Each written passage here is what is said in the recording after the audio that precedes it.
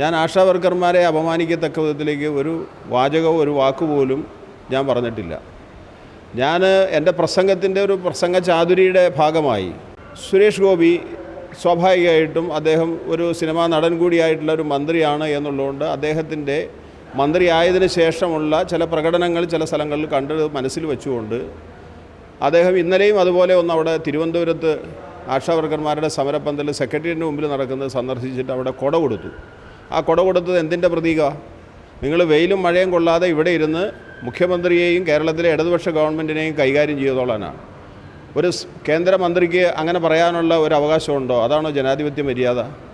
അത് മനസ്സിൽ വെച്ചുകൊണ്ട് ഞാൻ പറഞ്ഞു, അദ്ദേഹം കൊട കൊടുത്തത് ഭാഗ്യമായി വേറൊന്നും തന്നില്ലല്ലോ എന്ന് പറഞ്ഞിട്ട് ഇതിനു മുമ്പ് ഒരു കുട്ടിയായിട്ട് ബന്ധപ്പെട്ട് ഒരു പരാതിയൊക്കെ വന്ന ഒരു പ്രശ്നം എൻ്റെ മനസ്സിൽ വന്നുകൊണ്ട് അത് ഞാൻ പറഞ്ഞു എന്നുള്ളത് വസ്തുതയാണ്.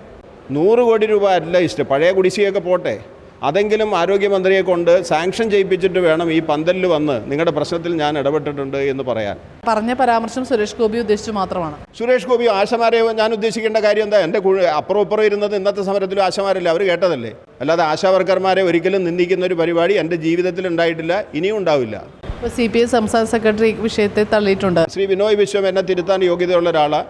അദ്ദേഹം അങ്ങനെ ഞാൻ ചെയ്തത് തെറ്റായി പോയി, അങ്ങനെയാണ് അത് നോക്കി കാണുന്നതെന്നുണ്ടെങ്കിൽ പത്രമാധ്യമങ്ങൾ പറയുന്ന അടർത്തിയെടുത്ത ആ വ്യാഖ്യാനം മാത്രം വച്ചുകൊണ്ട് എന്നെ അങ്ങനെ കുറ്റപ്പെടുത്തി സംസാരിച്ചിട്ടുണ്ടെങ്കിൽ ഞാൻ അദ്ദേഹത്തിൻ്റെ ആ വാക്കുകളെ ഞാൻ സ്വീകരിക്കുന്നു. പറഞ്ഞതിൽ എന്തെങ്കിലും കുറ്റബോധം തോന്നുന്നുണ്ടോ?